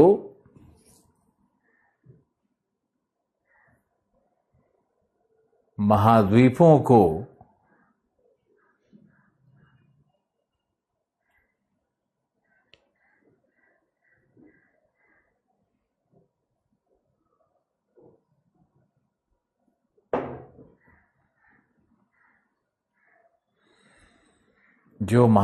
को पुल करते हैं,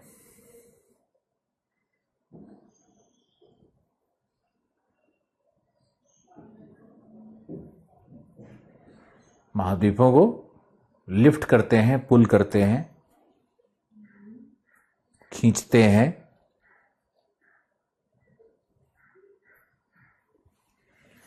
अब बस थोड़ा सा और लिखना है। लिखो महाद्वीपीय विस्थापन के प्रमाण,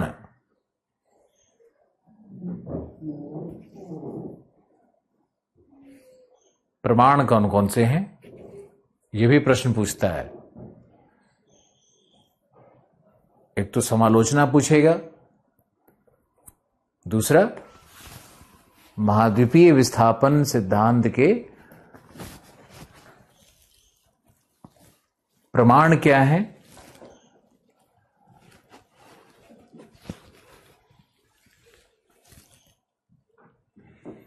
इसको भी पूछा जाता है।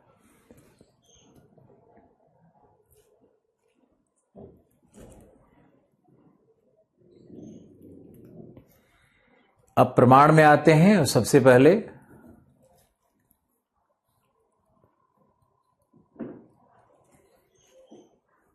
पहला पॉइंट लिखिए।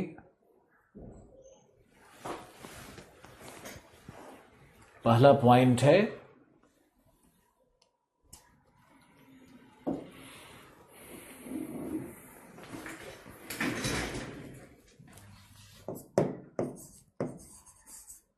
जिग सॉ फिट, हिंदी में तटों की साम्यता, तटों की साम्यता। लिखो विशेषकर इसी के अंदर, विशेषकर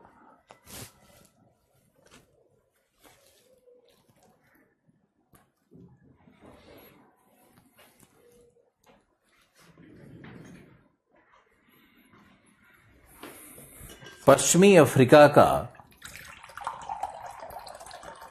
मैक्सिको की खाड़ी में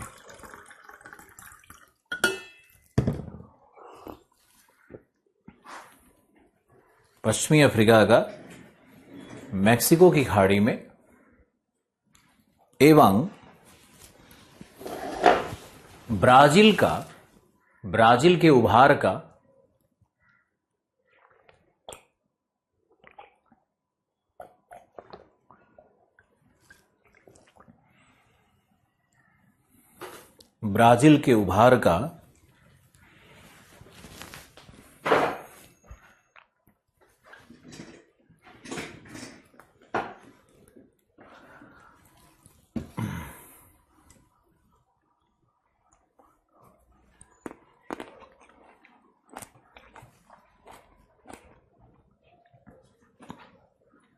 गिनी की खाड़ी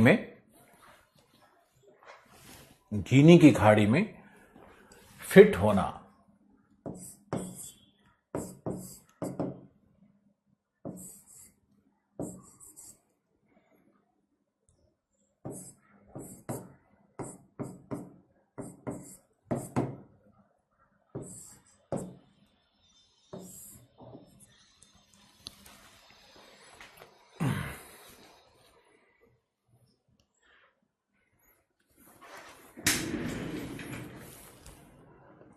गिनी की खाड़ी में फिट होना।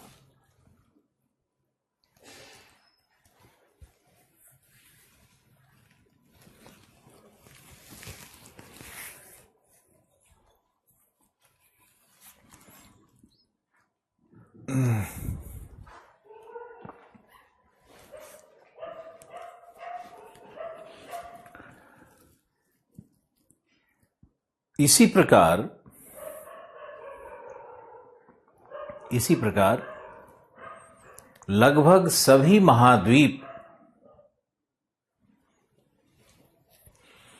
एक दूसरे में फिट होते हैं, एक दूसरे में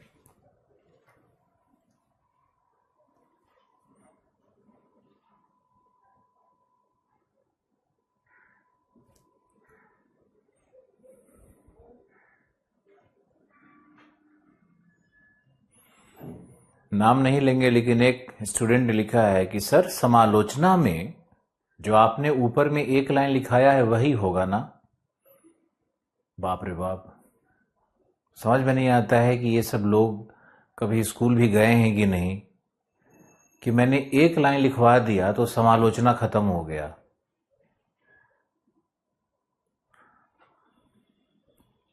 कम से कम इस तरह के मूर्खतापूर्ण प्रश्न को पढ़ाने लिखाने के क्रम में लिखना बंद कर दो। आप मुझे बहुत मानते हो, बहुत श्रद्धा रखते हो, सब ठीक है, लेकिन ये जो प्रश्न आपको पढ़ाया जा रहा है, लिखाया जा रहा है, बीच में आपको क्या खुजली हो रही है, पेट में क्या गुदगुदी होते रहती है, बहुत सारा उटपटांग। समालोचना क्या होता है सर? ये लोग लगता है कभी किसी अच्छे, क्या बोलूं मैं, ध्यान से लिखो तो, तन्मय होकर के लिखो। क्या लिखवाया जा रहा है उस पर ध्यान दो, डायग्राम क्या बना उस पर ध्यान दो। तो ये समालोचना क्या है, इसकी खुजली क्यों हो रही है तुम लोग को? अभी मर तो गए नहीं है, अभी तो हम पढ़ाएंगे, विषय का अभी लिखवाना शुरू ही किया है। अब इतना 3 दिन से हम समझा रहे हैं तुम लोगों को, लेकिन 20 साल 25 साल का गंवारपन अब भर से 3 दिन कैसे काम आएगा? हम तो इसलिए काउंटर करते हैं पढ़ करके कि तुम लोगों को कम से कम इतनी सभ्यता आनी चाहिए, इतनी शालीनता आनी चाहिए, गंभीरता आनी चाहिए। मन में द्वंद्व, हर बात में द्वंद्व ही उठ रहा है, हर बात में प्रश्न ही उठ रहा है। कई बार चुप रहने से भी बहुत सारी समस्याओं का समाधान मिलता है, समय के साथ मिलता है, पूरा ध्यान मग्न होकर पूरा क्लास पढ़ने से मिलता है। एक छोटी सी बात है जो कि आप लोगों को समझना है। उन शिक्षकों की तरह मत समझो हमको कि बीच में कुछ कुछ पूछते रहे और हम भी कूद कूद के उस पर बोलते रहे और हंसते रहे। ये ड्रामा नहीं होना चाहिए।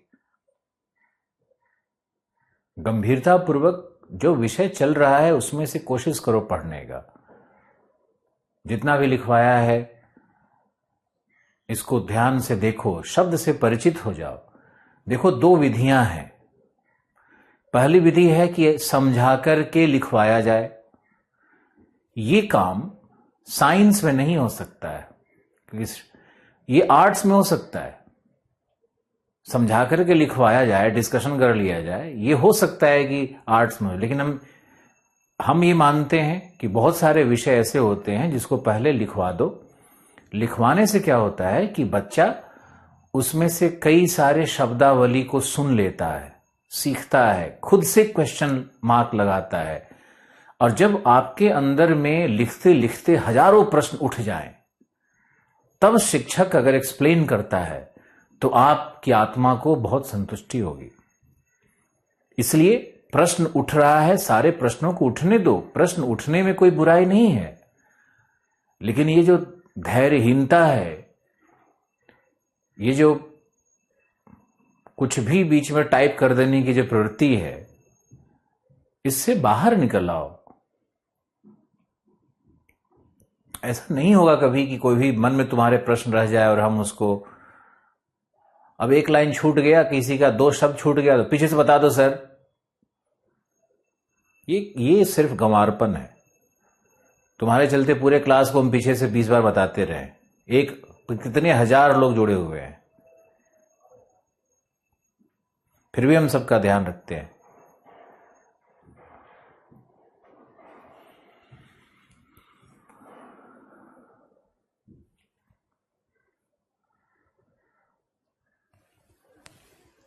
स्कूल की तरह कभी व्यवहार नहीं करो।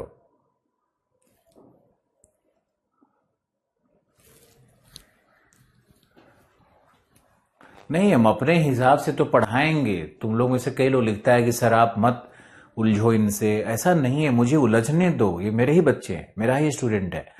और इनके अंदर में जो क्वेश्चंस आते हैं ना, ये नए नए सीखने की कोशिश कर रहे हैं। हम इनमें बहुत अच्छाई देख रहे हैं, हम इनको डिमोरलाइज नहीं कर रहे हैं। लेकिन अब गार्जियन है, हमको तो सिखाना पड़ेगा कि थोड़ा धैर्य रखो, थोड़ा शांत रहो, प्रश्न का समाधान मिलेगा। ये जो बच्चे प्रश्न पूछते हैं, जो स्टूडेंट प्रश्न पूछते हैं, इनको हम डिस्करेज इसलिए सिर्फ करना चाहते हैं, प्रश्न को डिस्करेज नहीं कर रहे हैं। क्योंकि इनको एक सभ्यता आनी चाहिए कि पूरे क्लास खत्म होने के बाद यदि प्रश्न शेष रह गया हो तो कल पूछ लेंगे, फिर पूछ लेंगे, ऐसा। और प्रश्न पूछने का कोई जरूरत ही नहीं तुमको पड़ेगा, ठीक है ना।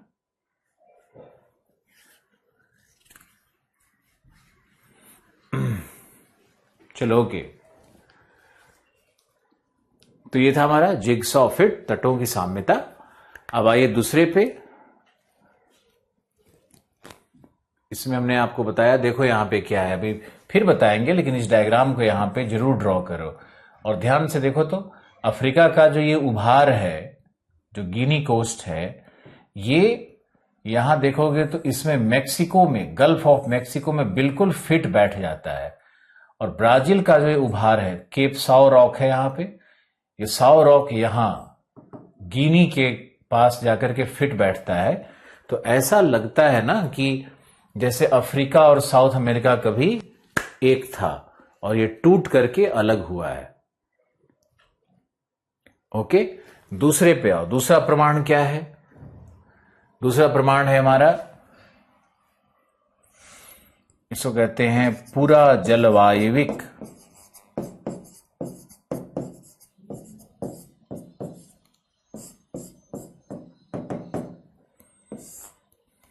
पूरा जलवायविक प्रमाण क्या है? लिखो।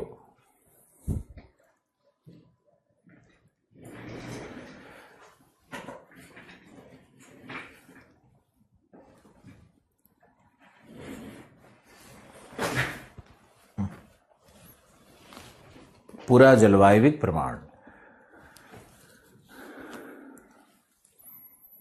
लिखो। वर्तमान में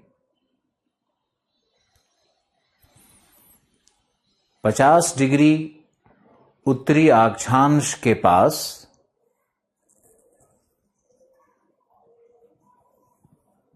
10 डिग्री ऊपर नीचे कोयले का विशाल भंडार प्राप्त होता है।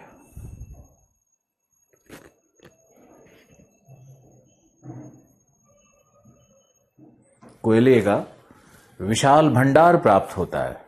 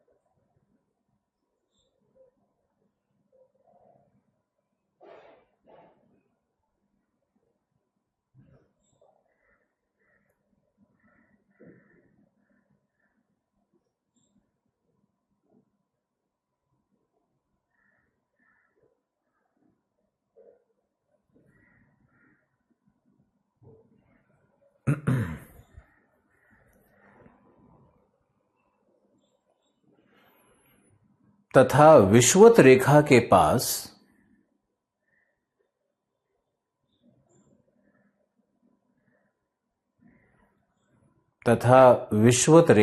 पास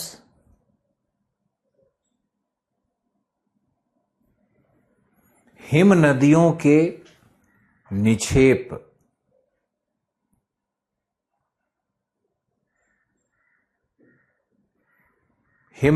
के निक्षेप प्राप्त होते हैं।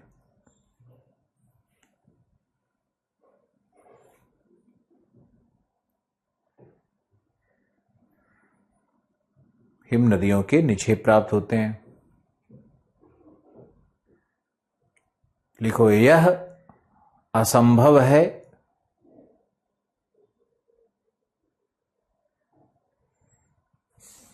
नहीं, ऐसा कर दो, यह तभी संभव है, बहुत सारा शब्द बच जाएगा। यह तभी संभव है जब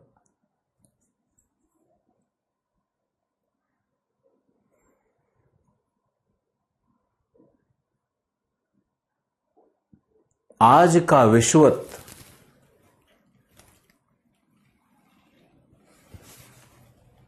दक्षिणी ध्रुव के पास हो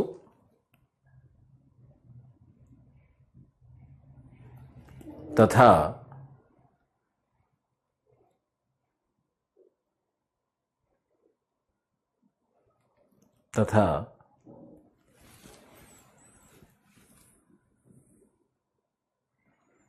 मध्य अक्षांश या 50 डिग्री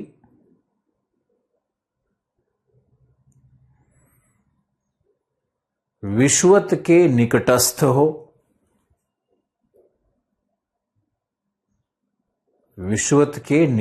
हो,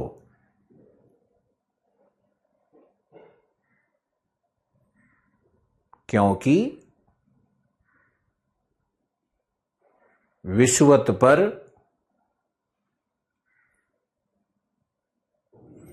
हिम नदियां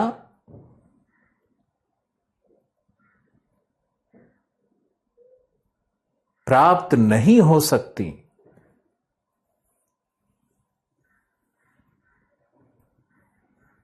तथा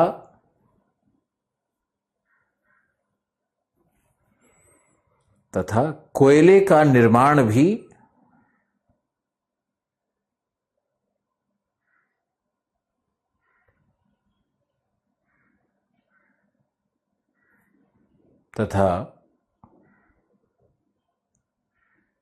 आप कृप्ति बिल्कुल परेशान मत हो, आपके लिए नहीं था ये, मतलब वैसे ही जनरल था।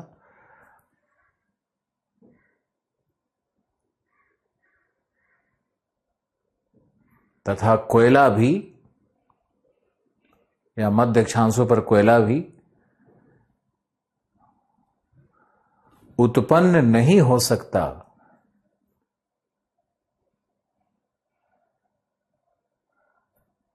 क्योंकि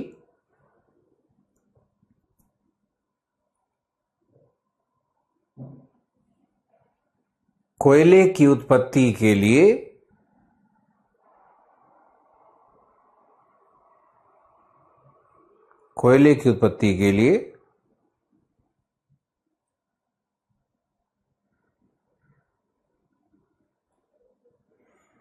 विषुवतीय वर्षावन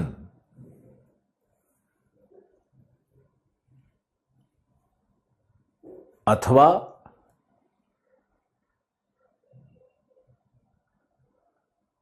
कठोर तने के वृक्ष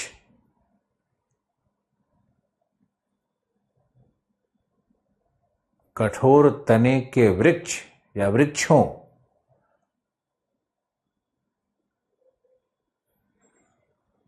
का भ्रंश घाटियों में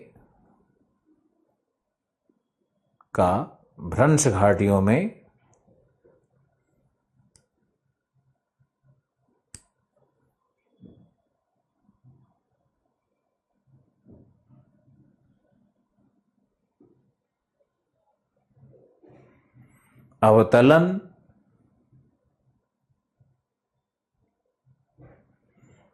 भ्रंश घाटियों में अवतलन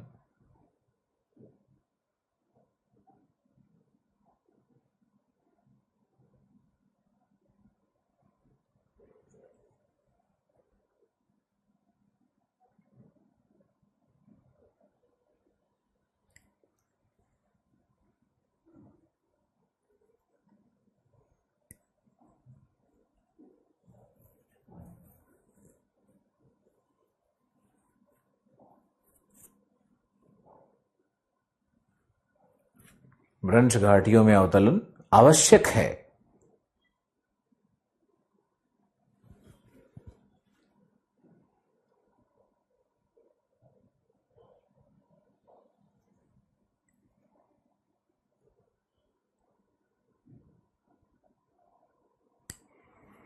ये सब जब समझाएंगे ना तब बहुत अच्छा निकल करके आएगा।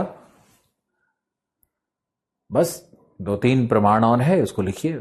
अगला लिखो, ये था पूरा जलवायविक। फिर है भूगार्भिक। भूगार्भिक प्रमाण,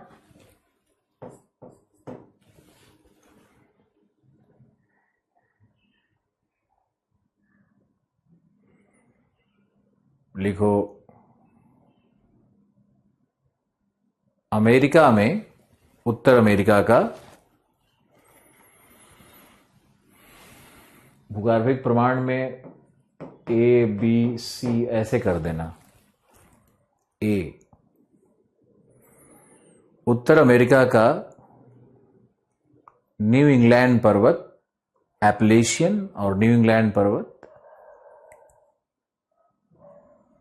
एपलेशियन और न्यू इंग्लैंड पर्वत।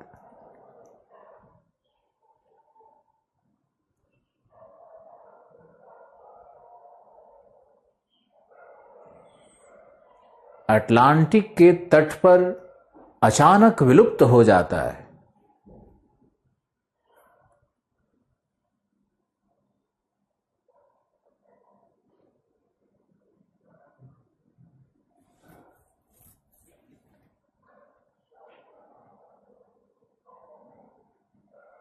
अटलांटिक तट पर अचानक विलुप्त हो जाता है।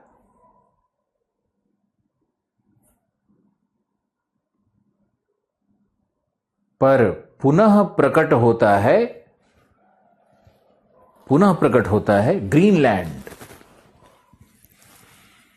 ग्रीनलैंड, स्कॉटलैंड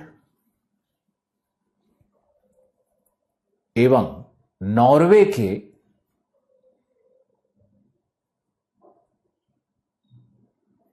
पर्वत श्रेणियों के रूप में, नॉर्वे के पर्वत श्रेणियों के रूप में।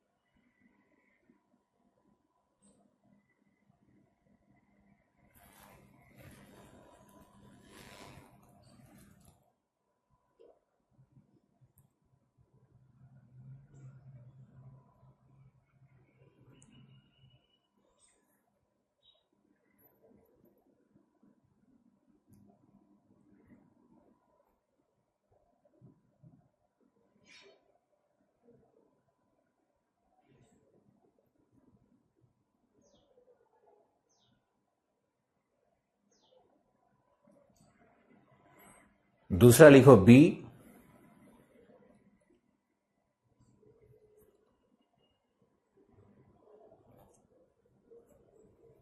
ब्राजील के तट पर प्राप्त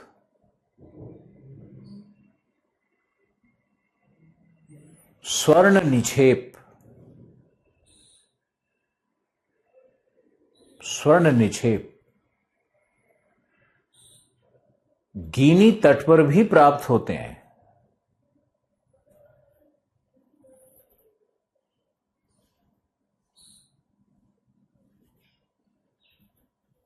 गिनी तट पर भी प्राप्त होते हैं।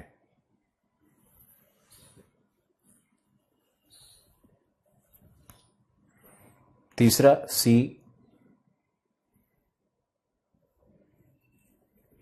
दक्षिण अफ्रीका के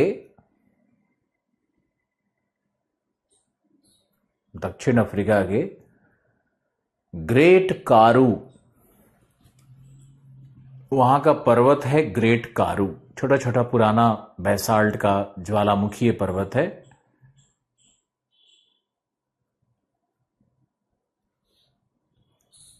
ग्रेट कारू।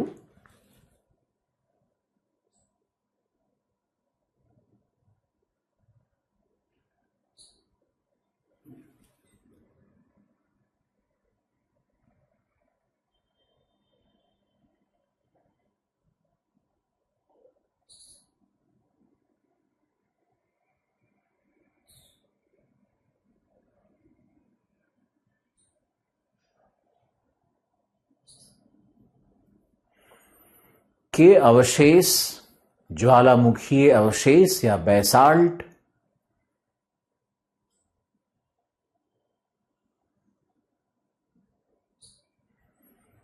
अर्जेंटीना पर भी प्राप्त होते हैं।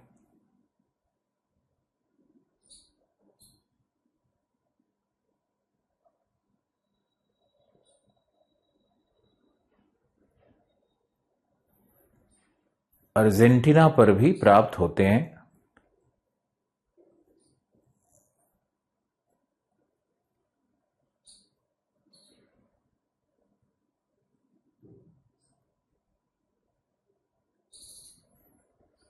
है तो बहुत सारा, एनसीईआरटी में जाओगे तो अब सैन फ्रांसिस्को रिवर वाला भी एक एग्जाम्पल है। तीन बहुत है इसमें, तो भूगार्भिक में 3 हो गया। अब चौथा है जीवाश्म संबंधी। जीवाश्म संबंधी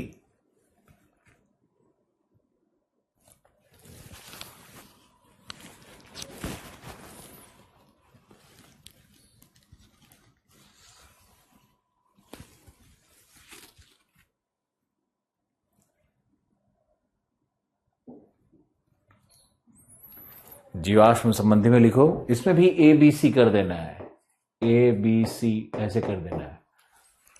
देखो सबसे पहला है जीवाश्म में ए, ग्लोसोपोटेरिस,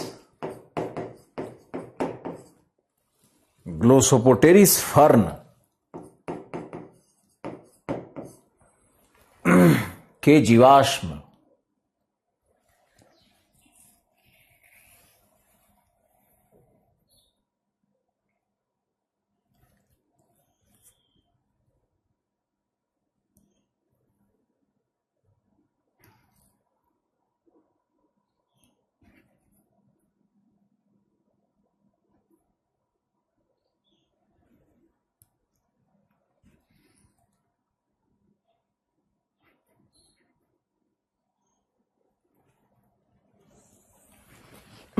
ग्लोसोपोटेरिस फर्न के जीवाश्म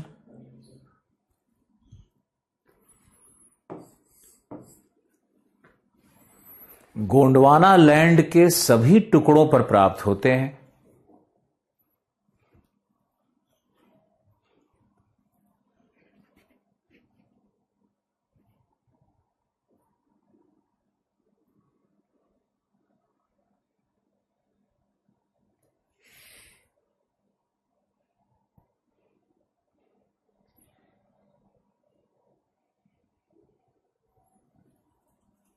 गोंडवाना लैंड के,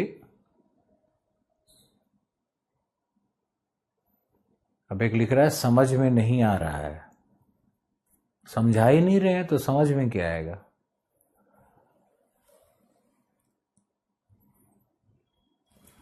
ग्लोसोपोटेरिस फर्न गोंडवाना लैंड के सभी टुकड़ों पर प्राप्त होते हैं। बी में आओ, लिखो मार्सुपियल ओपोजम। मार्सुपियल एक होता है ना कंगारू जैसा जीव, मार्सुपियल ओपोजम,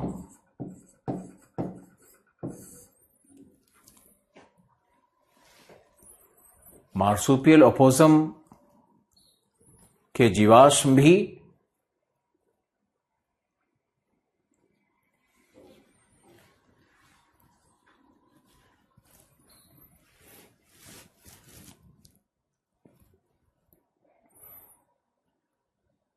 दक्षिण अमेरिका, अफ्रीका, ऑस्ट्रेलिया पर प्राप्त होते हैं।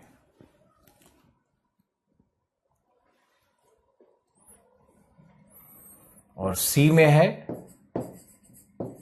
मेसोसॉरस, जैसे डायनासोरस था तो लिखना है मेसोसॉरस।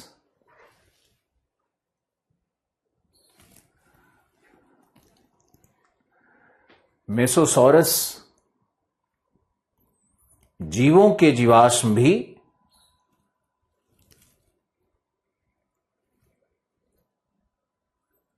भारत, अफ्रीका, साउथ अमेरिका पर फैले हुए हैं।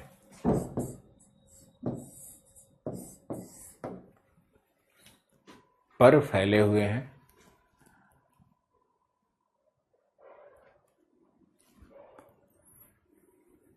देखो क्या है कि भूगार्भिक प्रमाण क्या है, ऐसे बस बता रहे हैं एक सेकंड के लिए।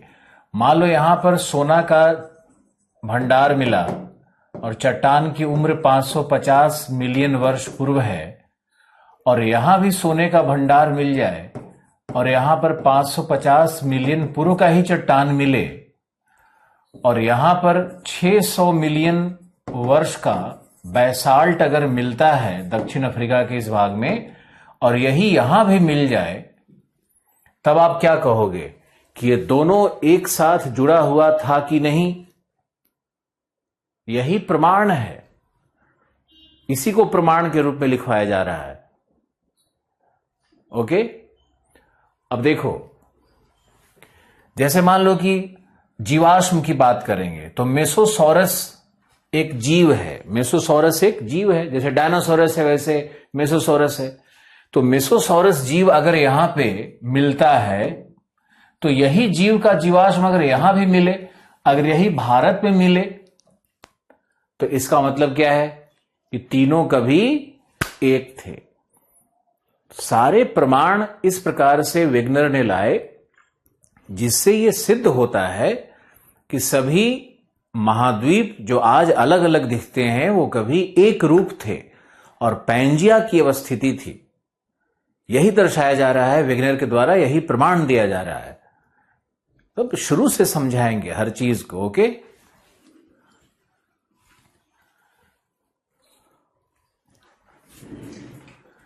लिख रहा है एग्रीकल्चर ऑप्शनल का बैच चलवाइए। हम चलवा तो दें, टीचर भी आ जाएंगे, लेकिन टीचर मांगेंगे कि मुझे कम से कम एक बैच पढ़ाने का, जिसमें उनको 4-5 महीने लगते हैं, 5 महीना लगेगा पढ़ाने का, कम से कम उनको 20 लाख रुपया चाहिए। और एग्रीकल्चर में स्टूडेंट कितना आएगा? 20 बिल्कुल नहीं आएगा। और 20 आएगा तो कहेगा इस ऐप पे, करियरविल ऐप पे तो यही होता है ना कि इस पे कहेगा सर 2,000 रुपया में दे दीजिए, 5,000 रुपया में दे दीजिए, 10,000 में दे दीजिए, तो टीचर को पेमेंट कहां से जाएगा? यहां हमारे इस करियरविल प्लेटफॉर्म पे संभव ही नहीं है कि इस तरह का एग्रीकल्चर या एंथ्रोपोलॉजी जिसमें डिमांड नहीं है वो नहीं आएगा। हिस्ट्री आएगा, पॉलिटिकल साइंस आ सकता है, ज्योग्राफी आएगा, ये सब चल सकता है।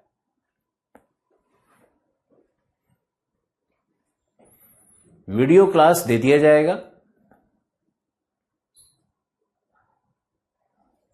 ओके, संभव नहीं है ना, जो संभव नहीं है उसको तुम डिमांड करोगे तो मुझे भी दुख होता है कि हम आपके लिए कुछ नहीं कर पाएंगे। तो एग्रीकल्चर तो संभव नहीं है।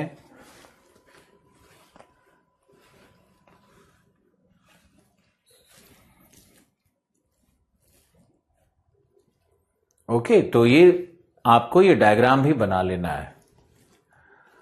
अब देखो, विग्नर का थ्योरी अब हम कल समझाएंगे। आज बस इतना ही। Thank you. नोट्स को पढ़ना, एनसीईआरटी को, विग्नर को पढ़ना, एनसीईआरटी क्लास 11 को पढ़ना है। ओके, फिर हम कल आपको इस पे डिस्कशन करेंगे, कल आपको समझाएंगे।